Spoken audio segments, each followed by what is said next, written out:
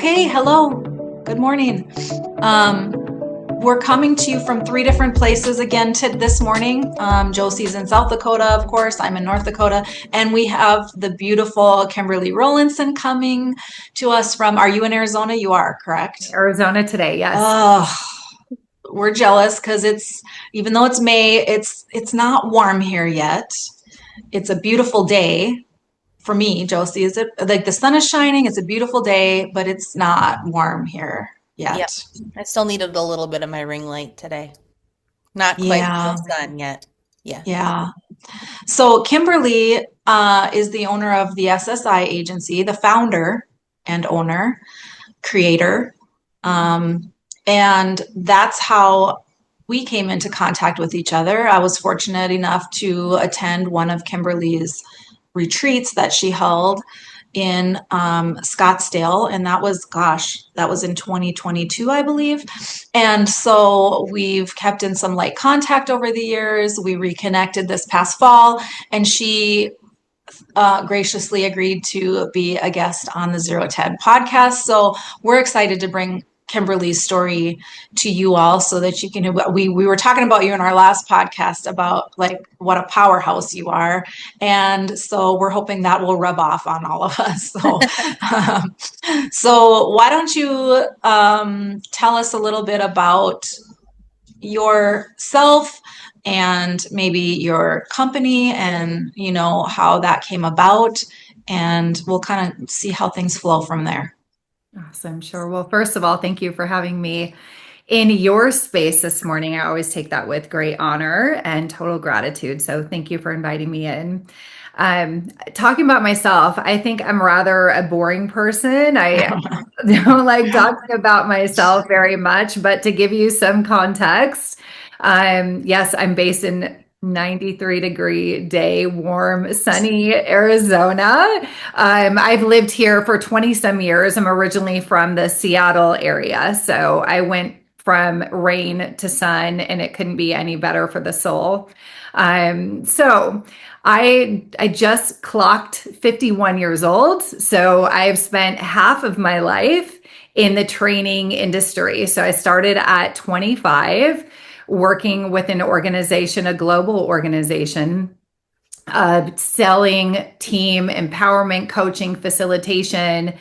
Started with that group and found such a passion for teaching, considering that was one of the reasons why I went off to the university, was first to become a pediatrician, second to go into teaching, but then I looked at all of that and I went for business.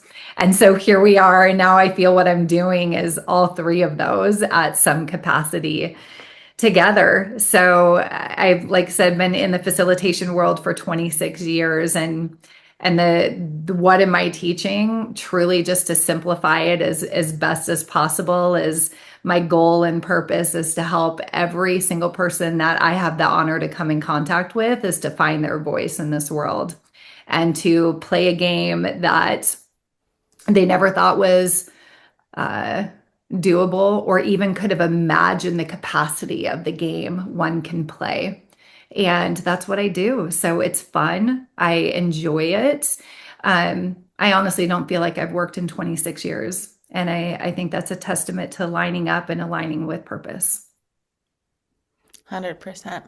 I love that you call it a game because I share that with people because a lot of times it is just a matter of lightening it up just a little bit to get back to center. And then it's like, it's more exciting again, even like the harder days or whatever, it just feels better if I can put a little bit of lightness in there. And I think other people are on the other side of the spectrum too, to be there, but I'm more of I need to lighten it up to get here. And other people might need to, I don't know, buckle it down a little bit to be on purpose too, Yeah. No, it's Josie, that is so important to me to call it a game. It's like some people call it spiritual woo. I love to look at the science and the quantum physics behind it all. But yeah, when we lighten up, when we let things flow through us, when we operate in that higher vibration and tuned into a frequency of divine purpose and authenticity, it does, the byproduct is lightness, which allows us to live with more purpose. Matter of fact, I found them over the years, the more rigid I became, the more I contracted my purpose, the more I contracted the relationships around me. Right. Where did the voice come from? Like, I mean, that's you've been working on your why, or I can tell you've done that. That's work in the past. So where did voice come into play? The voice. Yeah, yeah. How did Yeah. that come about? Gosh, science proves that our operating template of how we view life, how we exchange ourselves in life is templated at ages 4 to 7. And so I always go back to, man, who was I at 4 to 7? And I was this little pigtail blonde girl riding around on my bicycle. And you remember we have those good old banana seat bikes way back in the day. And I've always had this playful spirit. But I remember very clearly that playful spirit was wanting to be squashed, whether it was with direct family or neighbors or adult men, church members when I was 4 to 7, telling me I needed to tone it down. I needed to quiet down. I needed to take life more seriously. I needed to stop having so much fun. And hearing that over and over and over again between ages 4 to 7, man, does that make an imprint. So fast forward through school, and yes, I was the one on the report card that was told I talked too much. And then as it got a little bit older, I was the one who was told I'm so well behaved in school. And then the mom would say, are you sure you're talking about the same kid? Because when she comes home, she's like opposites. But we have to find an outlet for that energy, right? Yeah. Right. So fast forward and then into the university and getting into business, it was very clear I entered a man's corporate world, very patriarchal leadership that was conditioning me not to use my voice. And so it was bringing me back to my younger years of just stand in the background and be quiet and let the world happen to you. And something internally kept fighting that and saying if I go back to remembrance of who I was or am, part of that is the voice to use. And so that's where it's become such a big purpose is every single one of us, every single one has been gifted and embodied an assignment from infinite intelligence. And if we don't use our voice to do our assignment, then we're off purpose. Yes. Beautiful. That's a lot to That take is a in lot. because my brain is just going in so many directions right now with all of that. But why do you think some people like yourself work through this and find their voice and other people just continue to, flow the other way and suppress it and just, Yeah. why do you think that is? I often wonder that. I had somebody tell me one time, not everybody wants to be better every day. Not everybody wants that. Some people are happy to just be how they are. And so I wonder why people choose to go either direction. Yeah. I think so much is the world that we're brought up in terms of not just individual, but as a society, we are very much governed by systems, whether it's education or religious. Now I said I'm very spiritual, I'm not religious. So whether it's our education, our government, our religious institutions that get in the way of my belief is who we are intended to be. It's a squashing. So why do some people want to be better? I think it's a taste. Like I can recall a taste. I can recall like, hey, there's something else. Yeah. Mhm. And so I'm not sure. And Andy, I know exactly what you're talking about. We're like, I don't know, I'm content. I'm fine with where I'm at. It's like that's your shame story speaking. That's not your vibrational authenticity speaking. Mhm. So if we can give a little bit of a taste and say, hey, there's something so magnificent already inside. What if we help you give you a little taste of it? And is that something that you're ready for? And maybe, Andy, too, on top of it all, is it's not that they don't want it. Maybe they're just not ready for it. Yeah. That's a great point. That's a great point. Yeah. Hmm. I think, and you do so much business stuff, I realize, and business is such a mirror to what's going on in your internal life of what's, I know they talk about people and relationships, that being a big thing too. But I'd say my business taught me the most of what I was really struggling with or whatever needed to unlayer, take off, or whatever. What do you find in business stuff as, because that's your business consulting?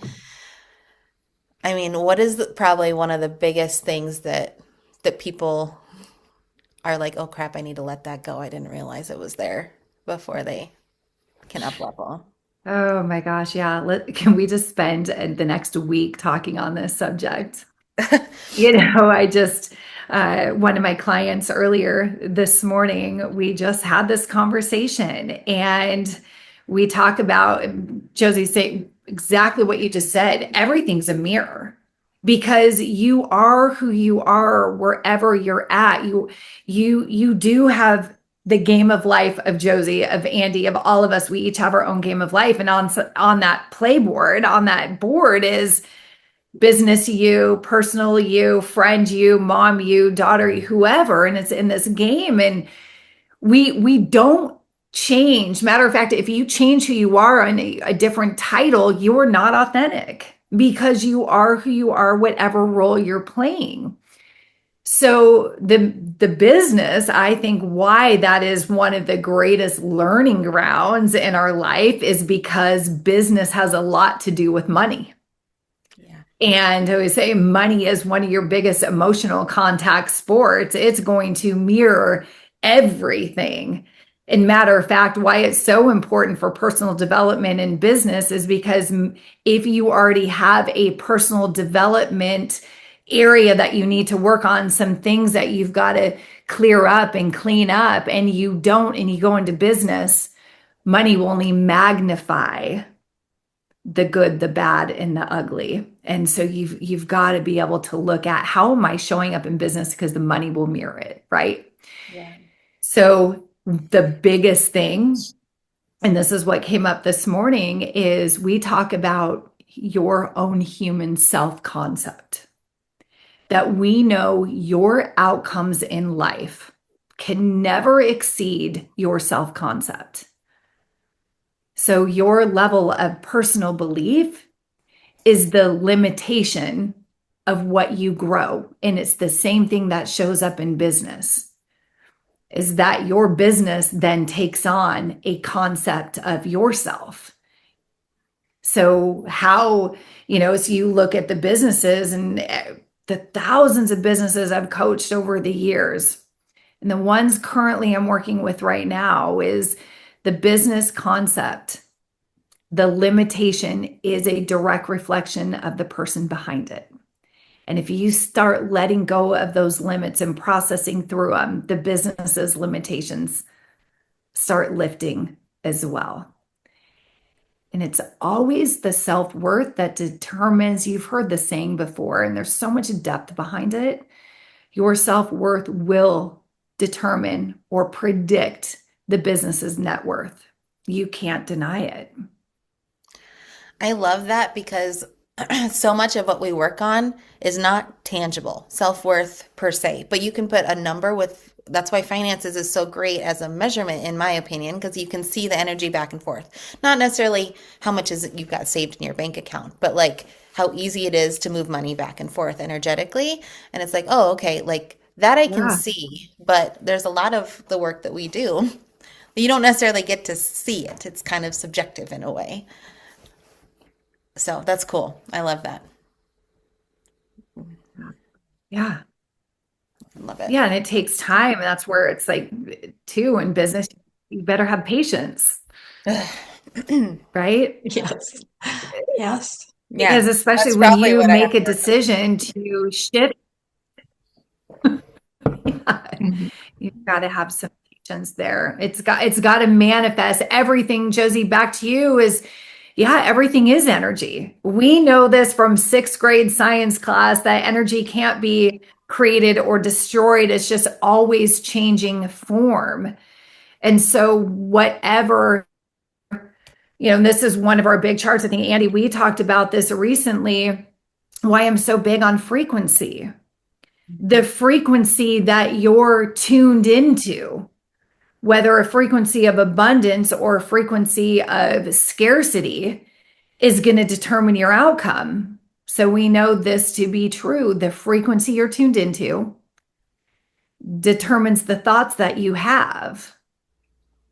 And the thoughts that you have repetitively become your beliefs.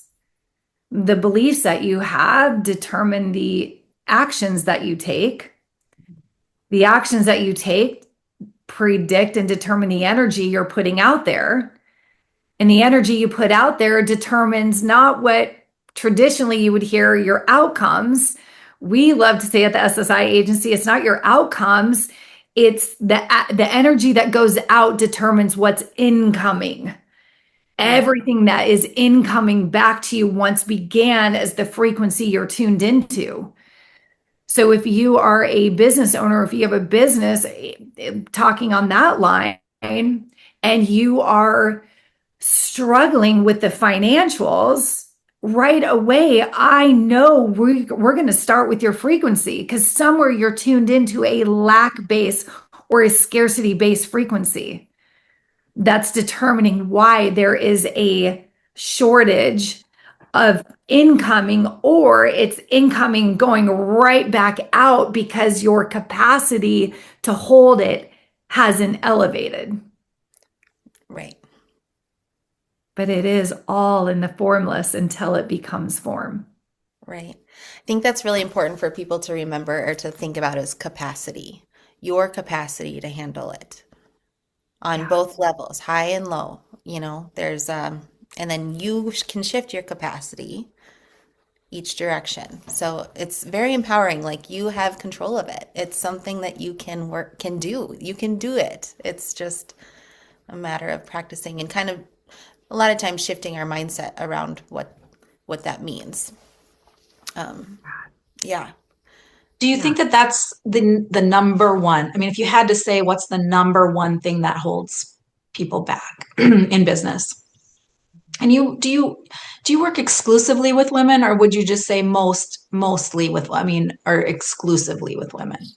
Not exclusively, Yeah. primarily, but not, I do Yes. have the male clients too. Yes. Okay, so do you think that that's the number one thing that holds business owners back is the what you just talked about, or are there other obstacles that you see more so, or do you think money is the number one thing, and the energy and the concept and all of that goes with it? Yeah. So money, yeah, the lack or abundance is a byproduct, just as peace, even though that's our internal birthright, whether you have peace or chaos is a byproduct. All of those outcomes originated from the frequency tuned in, which impacts mindset. I think we, over the course of the years, especially I'm observing it right now. I don't know if you've even seen it yet in our organization, where we took one of our programs that we had for 10 years. We renamed it. We did something different over the last 3 years called the Aware Program. And it's bringing awareness to, how is your mindset playing with you or against you? And there was this level of awareness, but what's happened in the last 6 months, we realized that's not enough. We've got to now go even further from mindset to why is our mindset the way it is, but not get stuck in the repetitive story. So yeah, we're even like throw this out here this morning, a little neuropsychology and neurobiology as we understand you've got to rewire those neural pathways in the mind so you create a new pathway of abundance. But again, that's going to go back to what are you tuning into? Imagine like those radio stations of tuning into. Is it abundance or is it lack? We do have a choice. Matter of fact, we must make the choice. If you want to live more abundantly, and abundancy is not just financials. Right. Peace, it's love, it's joy. It's just like this energetic flow that says I can flow through my day without taking things on that aren't intended for me.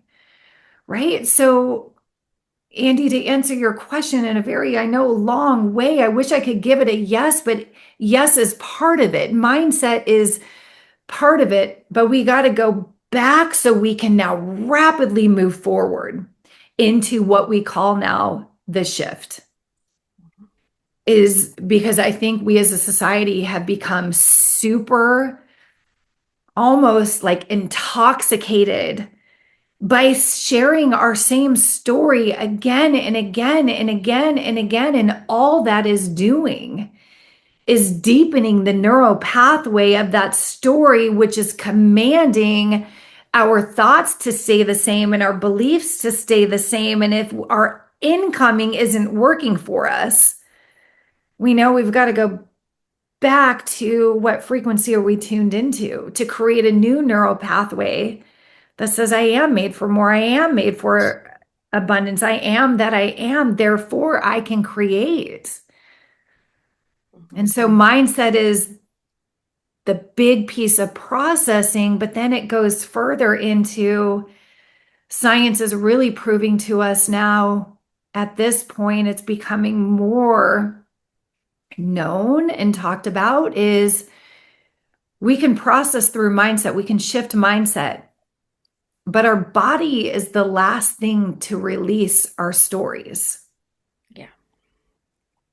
And I think that becomes the stuck point where if you or anybody watching this has worked on mindset and they're like, that's great. I've talked about it. I've heard about it. I've worked through and nothing's changing.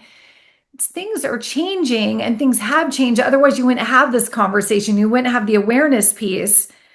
But we've got to now move into where the body is holding on to the stories that's holding us in an unconscious, lower subconscious frequency. Okay, can we switch this? Can we maneuver this into talking about how we started this morning with your glorious, beautiful hair? So people are listening and not watching. Kimberly's hair is gorgeous.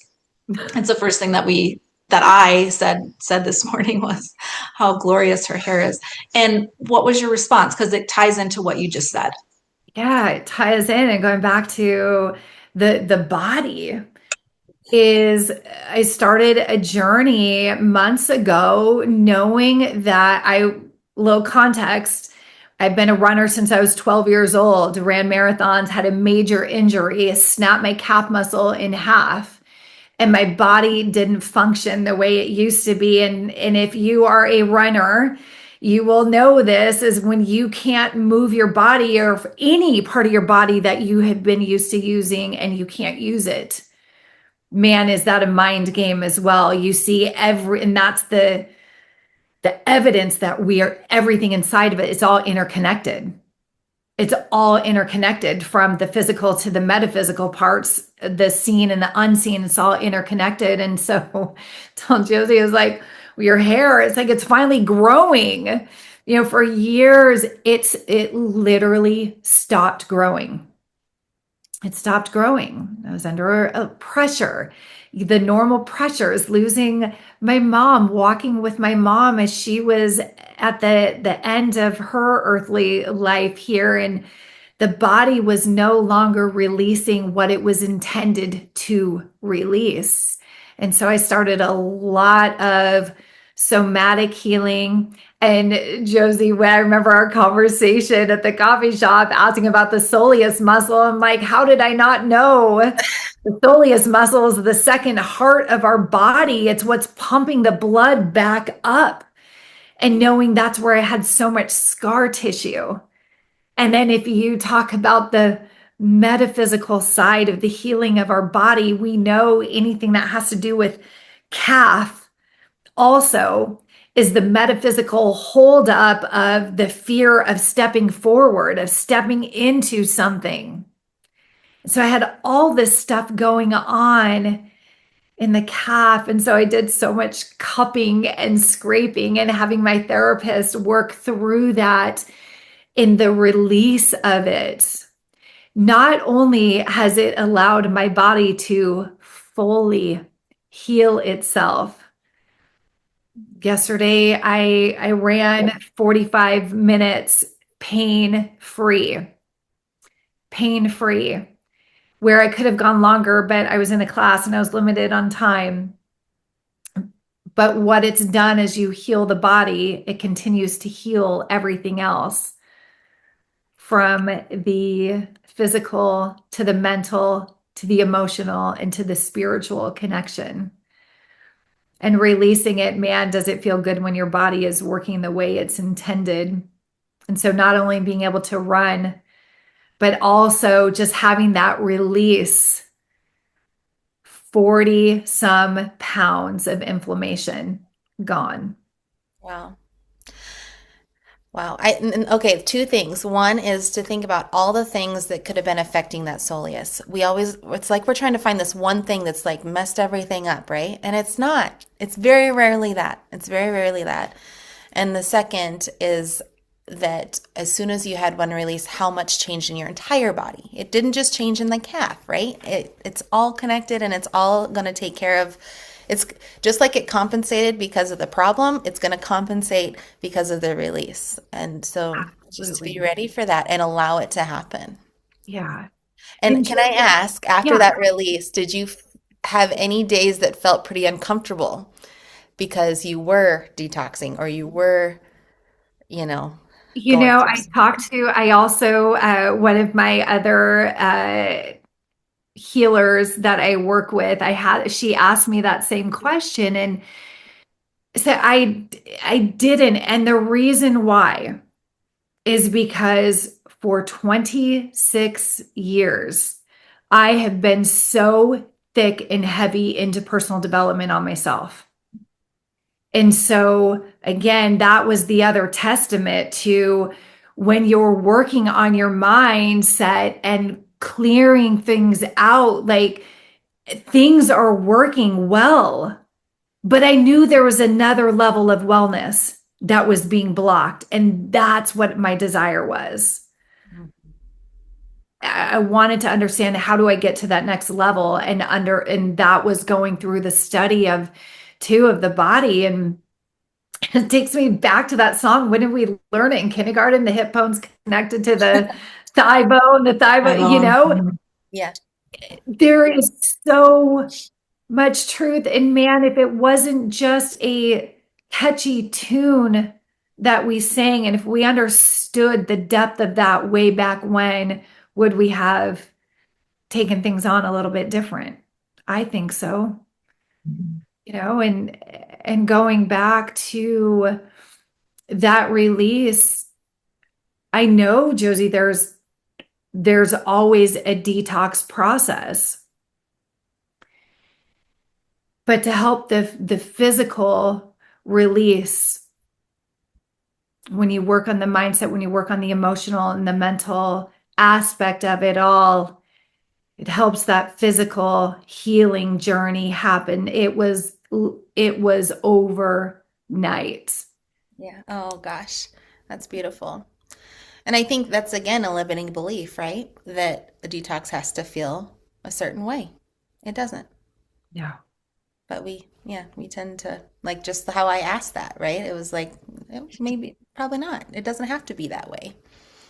Isn't it amazing how many limitations we've bought the story of over our lives of everything has some kind of limitation belief attached by those we grew up with or those we continue. And I think that's the most important part, especially for anybody. But yeah, since I primarily do work with women, is your limiting beliefs keep stacking in your neural pathways depending on who you hang out with. That's interesting. You said it that way because I was watching a video this morning and it was talking about why women's cycles sync. Ah, And they brought up that point. Like it's not just cycles. There's so many things that sync with who we spend our time with. And to me, people that don't believe that the cycle syncing should prove to you that it's real. It's a real thing. yeah. Mm. Yeah, and it goes back to because Andy, it was like that physical evidence that was needed. And I Right. think when the physical just means that the energy or the matter formed into something you can now see, but it's been forming ever since it was the frequency and the thought. And so that's my desire. Can we collectively continue to close that gap so that we don't keep waiting for this outcome that is undesirable and create that desired outcome from the frequency tuning? Mhm. But we You, are so committed to finding evidence before we make a move. Right. yeah. We want proof. We- It's why when you For mentioned analytical left woo brain. woo, right? You mentioned Yes. woo woo earlier that people love to throw that out there like, well, that's woo woo frou frou. And it's like, well, is it though? I mean, is it? They just need to see something proven to them before they can buy into it. Mhm. Did you, when you first started learning frequencies or practicing that, did you use a frequency like, well, I'll say sound as an example, but you could use a tuning fork, you could use the earth, we know that there's all different kinds, but as you, like I have found with people, working with some sound actually helps to help and train them first, and then we start to understand the feeling and we can get our brain there and our body there just through life in general. But I kind of needed to have something to help and train in the beginning to feel it first. Did you do anything of that nature, or how Not did when you I start? began. Yeah. No, I Oh, we don't didn't think know. We didn't know about it yet. we didn't know. Matter of fact, it was when was it? 2005 was 21 years ago, was when I really started studying it. And that was from Dr. David Hawkins' book, Power versus Force. If you have read that book. And Power versus Force, I mean, it's one of those books that some people pick it up and it's like, oh, forget this, but stick with it if you're committed, or just open up the book to about the first third of it, where Dr. David Hawkins is talking about the calibration of words, and he has a list of high vibratory words and low vibratory words. And just looking at that already, because words have energy. We know that when you speak them, they have energy. And when you read them, they have energy. I mean, even like the words that I teach on flip charts, Andy, since you've been at one of our masteries, even, you would see so many of the words have changed. It's the same meaning, but I've changed the words because I don't like the vibration was too low for where we're headed. So let me give you an example. We teach on this one chart, and when you compromise something within or without on the outside of you, we would use the word uh what was it? Breach. right? And all of a sudden it's like, man, that felt heavy. It's like, man, I'm breaching something.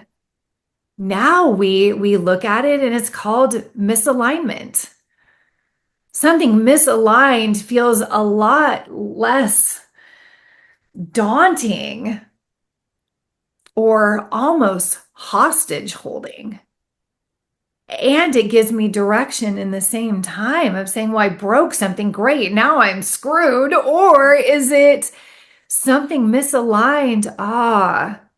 Here's an indication we've got to get back into alignment. And so it eradicates the unnecessary self-sabotaging conversations that go on inside and command us to make that shift quicker. Mhm. So it was, Josie, like looking at words and reading them, it was attunement. It was tuning in and feeling by the awareness of the energy in that word. And Dr. David Hawkins contextualized it in such a great way that there was understanding to take action. Was he the snowflake guy or not? The one where they froze water. Oh, no, Was he no. that guy? No. I know who you're talking about. Dr. Starts with an E. But I think that's who I believe you're talking about. Where they With spoke over E. water in negative words and spoke over water in Yeah. positive words, and what the different snowflakes looked like when it was frozen. Isn't Or I that shouldn't say snowflakes. It's not snowflakes, but the, frost yeah, and or the whatever. water. And that's why they even say if you talk to your plants will grow differently. Right. Mm-hmm. Well, and I remember at at the retreat that I attended with you, because I remember thinking she's talking directly to me, and I was like, kind of, like whatever. But you had mentioned, I remember you saying something about sarcasm, and you were kind of harsh about it, Yep. and how sarcasm is a negative way to speak, and of course I'm paraphrasing because I don't remember 4 years ago exactly how you phrased it, but maybe you want to touch on that. But I mean, it brings to light, right? So many people live in a state of sarcasm. And I remember after some reflection on it and everything, now when I find myself sort of headed that way, I remember that and just thinking, yeah, this isn't a healthy way to speak, or it's not a healthy place to live. A lot of people live in a space of sarcasm. I Yeah. noticed that in the dating world, most specifically. There's a lot of sarcasm going on there. Yeah. Yeah, so my definition of sarcasm, and you're right, Eddie, I laughed a little bit. I am solid and harsh on that because for reason, obviously. Yeah. Sarcasm, the definition I've always attached to it is when somebody is sarcastic, it's an excuse not to be accountable for the words they're using. Yes. It's an excuse to not be accountable to the words you're using. And it's like, whoo, well, I'm just kidding. If we know energy, there's energy still attached to it. That's where I still believe in every little joke that's thrown cheaply out there. There is truth to it. There is some level. But sarcasm is often used as a way to not own what you want to communicate. It's a deflection. It's limiting. It's actually the other thing. When we go back to the frequency of words, we know the top level frequency word. It used to be actually in Dr. Hawkins' book, love was at the top. That's evolved already. It's authenticity. So if you look at authenticity, that must mean that you are the closest to a spiritual source, spiritual connection, who you connect to. If you or any of your subscribers tune into the phrase, which is biblical, all the way back into a lot of current languaging, is the kingdom is within, all your powers within. If you want to make any shifts, you got to go within. So if it makes sense why authenticity is at the top of the frequency chart now, because that's the closest to source. And so when you're being your most authentic, you're not wanting to operate out of shaming others or shaming yourself, because that can't exist up on this plane. So back to sarcasm, if you operate in sarcasm, which is vibrated, I believe, what, at a 250 or 200 down, lowest, again, back to shame. And if we look at what we say to others is always a reflection what's within, right? So if you're throwing something cheap sarcastically out to somebody else, you're just projecting how you're feeling on the inside. Now, I know this causes upset because I have been told by many people, well, or sarcasm is how my family grew up in. Like, that's just our love language. It's like, no, actually, it's not. You've been built to believe it is. But making someone feel in shame. And did you know that the reason why all of our systems, by the way, have been produced in a level of shame is to control us? So you see, if in a family that used sarcasm as a form of communication or discipline was keeping you in a level to control you, to control your responses, to control every aspect. And so, yeah, back into the dating world, Andy, you said that example. It's like sarcasm is trying to control the power at the table. Mm-hmm. Yeah, that was a big thing with my marriage actually. It was sarcasm they loved that it was. I'm not trying to blame it on that. I'm sure they might be listening maybe. But it was very common, and it was like if they weren't sarcastic, they weren't loving me. You know, like they couldn't hear the actual just truth of I love you. It was like they needed it to come in this kind of negative form, and it was very detrimental. Like because I didn't grow up that way, so it just felt very odd. I didn't know how to take it, you know. But Yes. that's super powerful of like recognizing that, like, and not falling into it Exactly. either. Yeah.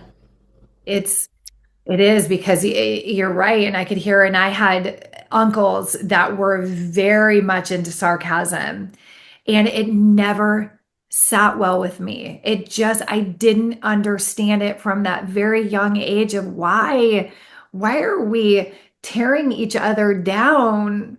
It doesn't make sense.